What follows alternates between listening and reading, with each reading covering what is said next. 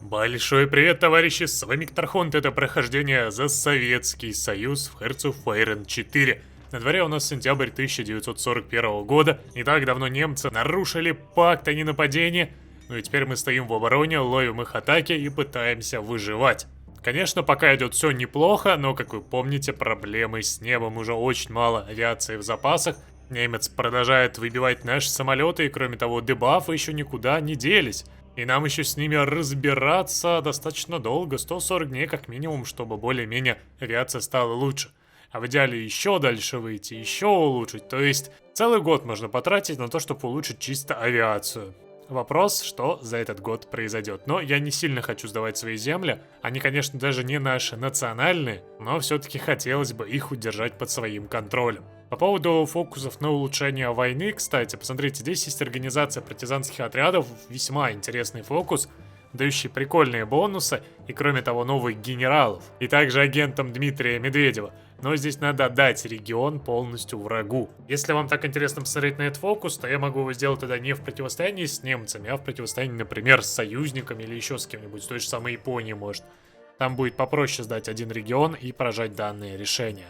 Ну а сейчас продолжаем исследовать перелеты, также упирать в авиацию, потому что это наш спасительный козырь. Ну и надеюсь, вы, как всегда, будете поддерживать это прохождение своими просмотрами, лайками и комментами. Я тут небольшие перестановочки в кабинете министров сделал, я Берию посадил. Связано это с тем, что здесь бонусы посильнее, разведка у нас будет получше. Кроме того, шанс захвата вражеского агента повыше, ну и гражданские разведданные будут поменьше. С учетом того, что у них одинаковый дебаф на ставку, Берия здесь, конечно же, поприятнее. А так, очень сильно не хватает нормальных советников на самом деле. У советов при пути Сталина их остается, ну вот, это все, что есть. С учетом того, что мы с вами дополнительных советников не теряли. И это на самом деле грустно. Максимум потом еще патриарха с вами получим, но это тоже не близкий путь. И по сути все. Ну и Молотова, но Молотов сам по себе здесь особо много плюсов не несет. Ну ладно, хоть военное командование у нас хорошее и позволяет нам неплохо так стоять под вражескими атаками, которые, кстати, стали чаще. Серьезно, они, по-моему, начали намного чаще нас атаковать. Видимо, понимают, что ситуация уже накаляется, и просто раз за разом идут в атаку, и все. Я, знаете, каждый раз боюсь, когда мне вот так вот красным показывают, что еще 6 дней, и нас тут победят.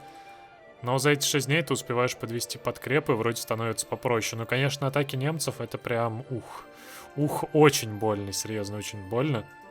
Но все-таки мы держимся, навык командира работает, опыт, преимущество в разведке. Кроме того, еще укрепленность должна работать. Правда, здесь что-то как-то большая часть дивизии даже не укрепилась. Тяжеловато выглядит. Ладно, пока держимся. Но уже, кстати, начинают прорывать. То есть то, о чем говоришь, что, скорее всего, такими вынужденными атаками мы пойдем. Не сильно, но нас, скорее всего, сейчас начнут откидывать. Но, с другой стороны, у нас есть еще дивизия. Давайте размещать 24 дивизии. Я хотел под Киев и укрепить румынский фронт, но вижу, что с немцами намного важнее. Снабжение, надеюсь, здесь будет в достатке. Ну да, снабжения нам хватает. Тогда эти 24 дивизии я сюда сейчас выставлю. Они, конечно, слабоватенькие, но понадеюсь, что их сил хватит. Ими мы тогда как раз постараемся здесь пообороняться. Защитить эти 3 территории, тогда по 8 дивизий как раз будет. А эти уменьшим, и тем самым, думаю, с фронтом будет попроще, потому что местами прям очень сильно выбивают. Я даже не знаю, сможем ли мы тут прямо сейчас устоять, как стоим. В итоге нет, ни пяди нашей земли не сдаем. Ну, даже не совсем нашей, польской, это не важно. Все равно не сдаем. Держимся.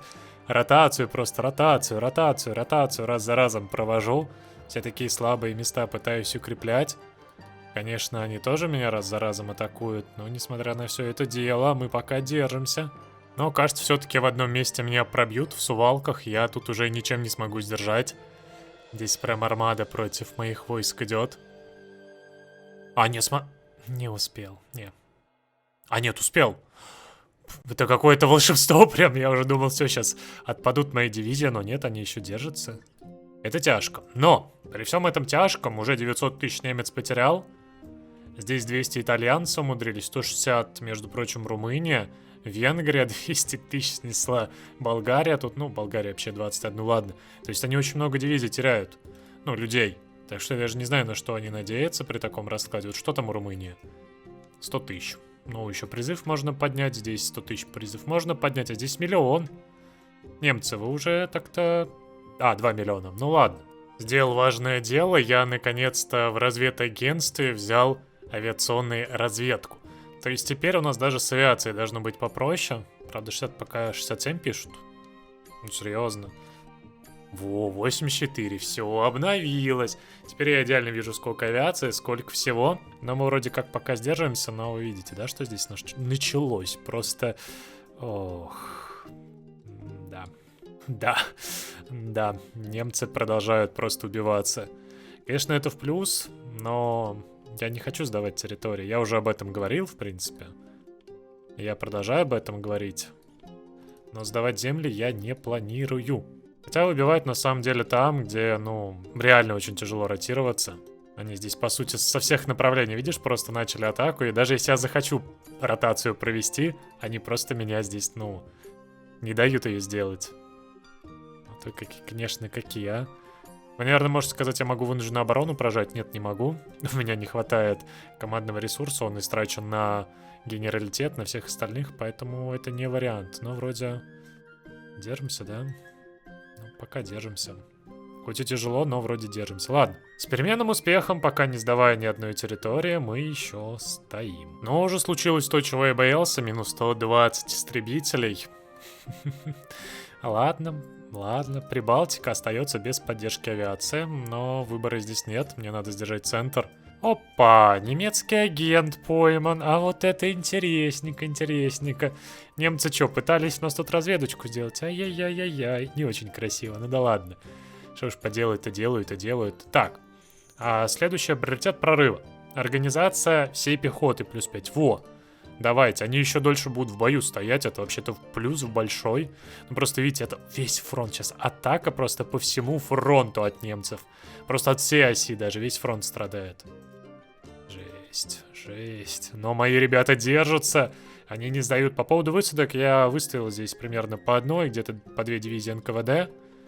Под управлением Малиновского. Они, конечно, слабоваты, но в случае высадки, я думаю, они помогут. А так враг не особо даже сюда сводит флот, так что я думаю, высадок не будет. Ему, видимо, немножко не до этого сейчас. Пытается хоть как-то здесь пробиться.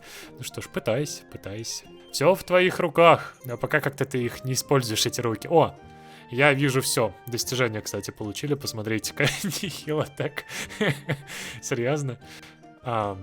Ну ладно, дали достяжку, спасибо. Так вот в чем ее суть, просто 90% разведки во всех этих. Ну да, мы чисто шпионами получили 90 везде, даже уже во флоте и в гражданке. Мы просто у немцев знаем все, можно сказать, все основные вещи, которые есть. И корабли, и все остальное. Мы, кстати, можем разбить их флот без проблем, но смысла нам от этого я даже не вижу.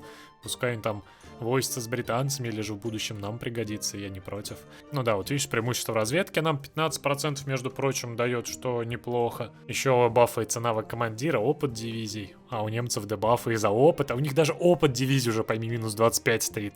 То есть до такой степени они нас атаковали, что их дивизии уже просто не обученные. Но Ватутин, кстати, получил целеустремленность. Мне это нравится, то есть у нас генералы получают хорошие бонусы и благодаря этому держатся. Вот, правда, жалко, что моих асов, которых и так мало сбивают, могли бы уж и не сбивать, пожалуйста. Ну и по поводу того, чтобы запросить ленд-лиз, давайте попросим, может быть, нам дадут авиацию. Конечно. Не хотят ни истребители, ничего. Транспортные, тактические. Нет. Может быть, тогда вы нам хотите дать ПВО? Тоже не хотят. А чё так? У них просто нет. Ну, если уж американцев нет, то сомневаюсь, что британцы нам на это скажут добром. Ну, давай, конечно, проверим. Вы мне писали об этом. Нет, истребителя у них нет, ПВОшка тоже нет. Они, видимо, столь бедны. У них столь мало ресов, что ничего не могут. Хотя, на самом деле, у бритов все вообще отличная ситуация. Они полностью откинули. Осталось только в Ливии разобраться, и все. Все, немец выдохся. Мы сдержали, прикиньте, мы сдержали реально его атаку. Это было тяжело, но 18 ноября 41 года немец прекратил нас атаковать. У него уже местами даже снабжения нету. Организации не хватает. Ну что ж, это явно хороший знак. По поводу авиации, да, она истощена. У меня нехватка 150 истребителей. Но с этим ничего сейчас не поделаешь, будем до конца воевать, держаться. Опа, а вот еще одна очередная немецкая атака 3 декабря 41 года. Ну, кстати. Ладно. Я поначалу думал, что весьма все грозно, но нет, мы сдержали эту атаку, хотя местами были красные показатели, сейчас они появляются еще раз. Но все-таки у нас здесь достаточно много дивизий, они входят в бой, все нормально, должно быть хорошо. Ладно, все. Немецкая атака вряд ли теперь пробьет нашу оборону. Шансы, конечно, это все-таки локально где-то есть, но я думаю, нет. Нет. Во, пикать летные клубы, отлично. Вот здесь сюда у нас падает сильно, на расширить институт авиации, да, именно? Хотя, с другой стороны, штрафы вот здесь еще падают, но потребление горючего повышается. А здесь можем увеличить производство. То есть, либо больше самолетов, либо дебафы снять. Ну, на самом деле, я бы дебаф не против снять, хоть и горючего будет побольше, потому что у нас очень сильные дебафы. Давайте их как можно быстрее снимать. Еще, как видите, 50% штрафы, ух. Ну, а сейчас, я так понимаю, будет где-то пару недель немецкое наступление активно нас идти. Уже 2 недели почти идет. Просто стоим в обороне, генерал у нас прокачиваются, это вообще прекрасно. Я уже, между прочим, могу себе, даже из Власова сделать пехотного специалиста. Вот не поверится, но у Советов же нет роли в офицерском корпусе пехоты, так что теперь я могу это сделать. И кого-нибудь вполне себе на это назначить. Потому что, как бы это ни было странно, но именно Власов получил 5-й навык, в то время как другие генералы на основном фронте только 4-го пока что. Он, видимо, из-за того, что этот горный участок, особенно вот эту вот местность держит, ему здесь очень много атак идет, и он опыт качает прям очень быстро. Он сейчас даже ранен. Все, немецкое наступление заколебнулось, 2 с небольшим недели прошло, и все, немец такой... Эх, ладно, не судьба, в следующий раз попробую. Ну, а авиация, все. Уже все, да, уже реально все, минус 500 истребителей. Не хочу я этого делать. С учетом того, что здесь все бомбардировщики есть, но придется прекратить поддержку. Ну, просто я уже не выдерживаю этого. Все, пошла атака сразу же. Ну, это было ожидаемо, кстати, стоит убрать свою авиацию, как враг пойдет в атаку. Надо тогда сокращать ее. Все, зеленое даже небо. О! Как хорошо стоило на время убрать авиацию, потом обратно поставить, и мы держимся. Кстати, серьезно, немец уменьшил количество... Откуда дел-то? Давайте проверим, где у него авиация. Нет, обратно сводит, уже 2000 есть. Правда, все равно у него как-то авиации стало поменьше реально. Хотя и самолетов у него 3,9, то есть он тоже потерял авиацию в битве с нами, притом достаточно много. Ну и даже сейчас, посмотрите-ка, я авиацию отменил вообще приказ, но вроде более-менее мы держимся. Хотя я так подозреваю, что сейчас уже дебафы будут поинтереснее, да? Да, вражеское превосходство воздуха, видишь, минус 20 дает дебафы. Это, конечно, неприятно, но с другой стороны, все равно держимся. Он 2% бонусов лишь дает. Просто надо авиацию сейчас остановить. Иначе, если я сейчас ее вообще всю потеряю, то даже в критический момент, когда они вот прям вдарят, будет тяжело. Хотя, с другой стороны, вы посмотрите на дату. Январь 42-го. У них уже нет Барбароссы. Все.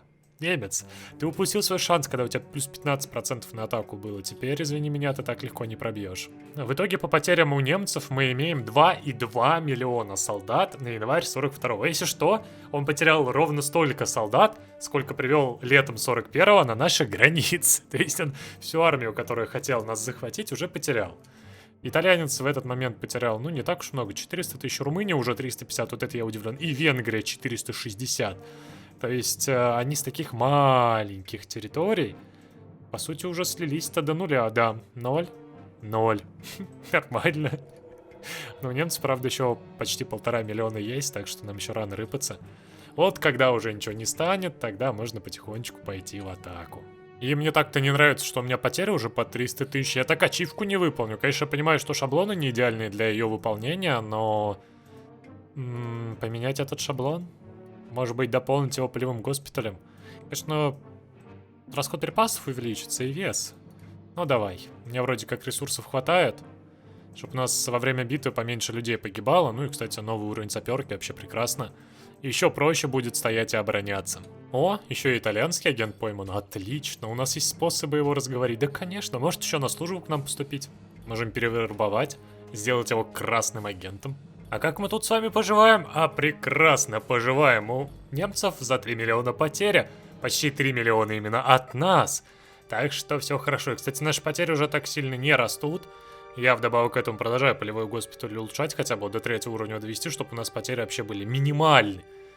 А то все равно в обороне мы понемногу, но теряем людей, а так сейчас, благодаря возврату, потери стали реально меньше. Это явно нам идет в плюс и неплохо поможет в будущем. Но сейчас у нас следует еще один фокус, у нас уже не такие сильные дебафы, И можно теперь взять женщины в авиации, расширить институт авиации.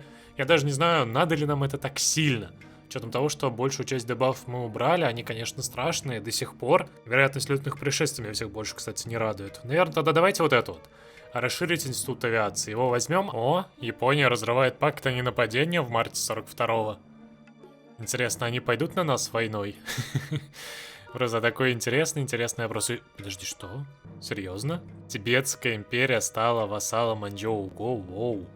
Я теперь, кажется, понимаю, почему Китаю стало резко хуже, потому что Тибет так резко внутрь вдарил. Видимо, сейчас Китай капитулирует, и Япония, кстати, с Китаем замирится. Но, надеюсь, на нас они с вами не пойдут. А если даже пойдут, то ладно, отступим до Сибири, до Урала. Нам не так уж и страшно. Следом еще один немецкий агент. И я также активно сейчас выставил авиацию. Конечно, маловато, но у меня в запасах 800 единиц есть. Так что можем немножко побиться с немцами. Хотя это пошло в минус. Они прекратили атаки. Ладно, немцы, ладно. Давайте тогда я отменю все мои планы. Окей. Действуйте тогда. Атакуйте. Да, убивайтесь. Я только за. И по поводу, кстати, целеустремленности, это оказывается от агитпропа вперед богатырей. Вот смотрите. До 5 лидеров боевые единицы получат черту целеустремленности. Скорость на дивизии плюс 7. То есть это благодаря именно вот этому вот агитпропу у нас такое было. Что ж, ладно, надо это будет учитывать. А то я думал, откуда это появилось, откуда. А это, оказывается, все банально. Нам целеустремленность просто вешают как раз от этого модификатора. Неужели? У нас теперь, смотрите, советские ВВС даже местами бонусы дают на опыт, и также от плохой погоды штраф уменьшенный. Единственное, наши штрафы остались за вылеты ночью и вероятность появления аса. Все, то есть можно сказать, с авиацией все окей. Ну, правда, понятное дело, что еще с армией не все окей, но мы ее пока даже взять не можем, нам придется ждать. Хотя и можно сейчас дальше нам продолжать улучшать авиацию, но она уже не такую сильную роль на самом деле играет. Мы немцев вроде перебили. Так что давайте сейчас, наверное, прокачаем Сталина. Да, сделаем его более интересным. У нас здесь продолжат дела Ленина. Просто политики, это хорошо. Кроме того, время на оправдание цели войны минус 25, это на самом деле тоже не повредит. Здесь же нам в противовес стоимость гарантии защиты от смены идеологии... Не. Стабильность, конечно, потом приятно, но тоже не так уж и важно. А здесь мы с вами получаем темп исследований, да. Тогда давайте продолжать дело Ленина. Следом по фокусу, кстати, можем взять лидер партии и народа. Смотрите, политику. Кроме того, модификатор стабильности от популярности партии больше. Стабильность от штрафа заборонительного. Это еще и затраты на политсоветника. Давай. Хотя, на самом деле, я хочу выбраться к великому командующему. Ну, именно он нам только и будет сейчас доступен. Мы получим скорость дивизии, поддержку войны в неделю, так еще и стоимость аннексирования минус 10. Ну и вдобавок к этому Сталин станет фельдмаршалом. Я просто на это хочу посмотреть. Сделаем фельдмаршалом самого Сталина. По-моему, у немцев что-то начало твориться с железными дорогами, либо же они сами не рассчитывают, у них тут уже дивизии без снабжения. Это очень странно. Хотя здесь... ну да, здесь дороги слабенькие. Хотя вот в центре Польши, я как понимаю, это вообще 5-го уровня, наверное. Ну, может 4-го, может 5-го. То есть он очень сильно так усилился и готов прям в случае чего. Отступать, стоять огромной армадой. Ну а так по потерям уже 4-6 миллиона чисто в войне с нами. Еще миллион есть в запасах, но это, извините меня, уже смешно. Ну и вдобавок к этому я готовлю высадку. 24 дивизии отсюда, еще 24 обучаются дивизии. Так что да, 48 дивизий я планирую закинуть под Гамбург, под Берлин, отлить сюда противника. Ну а потом вдарить уже здесь. Кроме того, я создал 6 танков. Конечно, шаблоны мне не нравятся. 24 ширины, 6 танков, 6 моторизаций. Ужасно выглядят. Но пока что есть. И вот он, великий командующий. Давай, кстати, заценим. Где у нас тут Сталин? 3-го уровня, всего-то 1-3-3-3. Так еще и старая гвардия. Ух, длительность перевода в другую. Строгий лидер и политсвязи. Не, ну это, конечно, жесть. Его использовать как фельда, это на самом деле, ну такое себе. Потому что у тебя тут минус 25 добав, так еще и тут минус 10. Просто прокачивать его вообще жизнь как будет долго. Но Сталин, как фельдмаршал, теперь нам с вами доступен. Кроме того, добавок посмотрите. Продолжатель дела Ленина, великий командующий, стальное сердце. Сколько он всяких бонусов получил. Ну и финальный отец народа мы тоже в скором времени возьмем. Нам еще 3 черты всего надо будет сделать. И у нас стальное сердце изменится. Получат немало, на самом деле, приятных бонусов. И самое приятное, это, конечно, ежедневный прирост подчинения плюс 0,1. Ну и по поводу, кстати, они познают страх. Мы здесь получим ИС-2, притом в 2 вариациях разнообразных, хотя по названию ИС-2, ИС-2, ну да ладно. И для этого нам надо шасси, которое мне уже исследует, 112 дней, и оно будет нашим. Ну и да, уроки войны. Остается совсем чуть-чуть на самом деле. А сейчас пока возьмем развить Урал. Как раз у нас пройдет время, и мы с вами сможем избавиться от отчаянных мер и пойти дальше. Прокачивать, улучшать свою армию, взять уроки войны. Ну и, кстати, будет открыто решение приказ номер 227, которое откроет решение по подготовке и проведению военных наступлений. Но мы не можем приказ 227 прожимать, значит, у нас и военных наступлений не будет. Интересное дело, то есть, чтобы получить механики нападений, придется обязательно сливаться. Я-то думал высадку в Германию сделать, но вы посмотрите просто, сколько у них здесь дивизий. Офигеть, они везде держат дивизии. Здесь. Во всех портах, в основных ключевых точках. То есть, ну как бы ты сюда так легко не пробьешься теперь. Ну и при том, кстати, это по 1-2 дивизии нормального шаблона, а не какой-то там фигни. Да. Чуть лучше не высаживаться, да, как я вижу? Я, конечно, не знаю, может быть, стоит попробовать сюда просто вдарить не вот этой 24-кой, а дождаться еще танков, чтобы ими там укрепить атаку. Но просто пока смотрится как-то весьма тяжело. Я вот сюда вот хотел, думал, потом возьмем плацдарм. Здесь по реке можно вот так Гамбург, Штеттин взять, ну и Берлин еще дойти. И отвлекать. Ну что как-то пока выглядит не очень классно. Ну что ж, преимущество я взял. Остается теперь просто проатаковать и посмотреть, что из этого выйдет. Ай, ну давайте. Берзарин, он более-менее как раз у нас с вами прокачан. Единственное, что я, наверное, его поставлю все-таки вот сюда вот. К Говорову. Так, ну тут десяточка поплыла. Давайте ее сразу же открепим от этого приказа. Ну, так как у нас всего лимит 10, то, естественно, неудобно с ним руководиться и не откреплять каждый раз. И уберем еще 4 дивизии. Теперь мы сможем их сюда спокойненько прикрепить, когда денечек пройдет. Бамс. И в итоге у нас уже будет 20 дивизий высаживаться. Это уже поувереннее атака. Правда, я не знаю, поймают по пути, не поймают, как еще высадка пройдет. Может быть, вообще не стоит рисковать. Ух, чуется, да, не стоило рисковать. У нас атаки банально не хватает. Хотя, может быть, сейчас плацдарм, если займем, то будет попроще. Ну, как это, знаете, мне кажется, это смертники. Вот серьезно, мне кажется, что эти ребятки уже отсюда не вернутся. Хотя, не знаю. Росток, вроде бы пробиваем. Давай. Мы должны его взять. Так. Снабжением, конечно, пока все плохо. Но Росток взяли, окей. То есть снабжение уже сюда пошло. Наши дивизии здесь плацдарм заняли, окей. Так что давайте сюда еще больше дивизий и будем расширять тогда атаку. Тогда можно еще вторую армию в 24 будет распустить и, наверное, также ее сюда отправить. Давайте из Сталина для удобства это сделаем. Опять же, к этому генералу у нас тут как раз есть хорошая возможность. Ну и кто? Горбатов повезет. Вот Энрике бы я бы с радостью поставил, но он, к сожалению, запуган лично Сталиным. Приехал такой и Сталина запугался, к сожалению. Вот бедняжка. Ой, кстати, вы посмотрите сюда, серьезно? Серьезно, нам сейчас спокойно дают зайти и добраться до Гамбурга? Ну-ка, серьезно. Гамбург пустой. Миссия сейчас будет выполнена. Все, мы Гамбург взяли. Прикиньте, просто такая неожиданная высадка к немцам. Мы сейчас их промышленность здесь отжали. Кроме того, просто, ну извини меня, отрезали от Дании. Немец явно такого не ждал. Кстати, даже лимит капитуляции у него чуть-чуть так просел. Ну и мы почти до Берлина дошли. Правда, он, смотри, сразу же танки привел Берлин спасать. Но танки, на самом деле, ужасный шаблон. 4 моторизации, 2 ЛТшки и 2 СТшки. Все. Ну, извините меня, таким шаблоном даже против моих ребяток будет, ну, очень странно воевать. Давайте моторизацию на максимум. И у меня... Ух, а мне все конвои выбились, серьезно? А, не, у меня конвои сейчас просто плывут. Все нормально, я думал, у меня уж конвоев нет. Нет, у меня конвои есть, с этим все окей. Притом нам тут стрекиль открывают. Давай, сейчас 24 дивизии прибудет. Все, у нас теперь конвои в достатке. Единственное, что я так понимаю, их теперь надо на производство пустить. А даже откажемся от этой подлодки. Давай на всю конвоя. Они теперь очень важны. Ну и да, возвращаем, наверное, по торговле. Алюминий все-таки нужен, наверное, от британцев. Давай вот так вот, 48. Все, хорош. Живем. Как хорошо. Ну, в итоге, смотрите. Плацдарм есть. Можем пробиться до Берлина. Можем пробиться сейчас, отхватить Данию и уничтожить немалое количество немецких дивизий. Кроме того, немцы переправляют, кстати, даже Дору отсюда. Ух. Ну, ладно, как скажете. Не сильно они, кстати, ослабили фронт. Я думал, они как-то, ну, поактивнее в этом деле будут, а нет. Они, видимо, решили, что у них все хорошо, можно и так пожить. Ну, ладно. Зря они, конечно, так самоуверены в себе.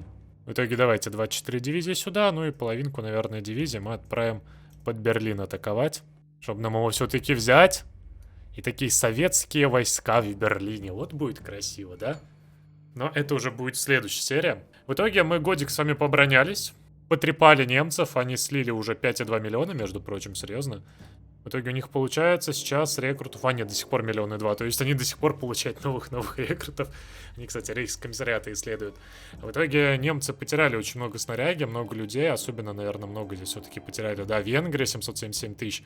Румыния 480. Так что мы должны были внести большой вклад, но нет. Ибо в игре не учитывается то, что ты заставил уничтожиться огромное количество войск противника. У нас, как видите, только оккупация и потери 36. Все. То есть 13% это с учетом того, что мы целый год сдерживали немецкую атаку, уничтожили, по сути, в двойном объеме его нынешнюю армию. Но толку от этого особого нет. А если еще учесть и венгерскую, и румынскую, то там чуть ли не в тройном объеме будет. Но не судьба, знаете ли, не судьба. Ладно, мы сейчас с высадками здесь, за контролем. Потом у нас все равно немец капнет в нашу пользу, так что это будет несложно. Но так, надеюсь, вам серия понравилась. Я понимаю, конечно, что легко, и вам хотелось бы, чтобы я там отступил до Москвы, до Сталинграда, Ленинграда, оборонялся из последних сил. Но даже при моей вроде бы неграмотной игре, как видите, нам все равно удалось. Мы живы-здоровы, и, кстати, у нас... Нет, у нас будут все равно цели на атаку, посмотрите. Бросок на Берлин уже скоро доступен. Скорость дивизии, поддержка войны, бонус к атаке. Вот это я понимаю. Нам уроки войны нужны будут, и я смогу даже вперед на Берлин поражать. Неплохо. Ладно, серия подходит к концу. Поддержите ее лайками, оставляйте комменты. Ну и всем до скорых встреч в новых роликах.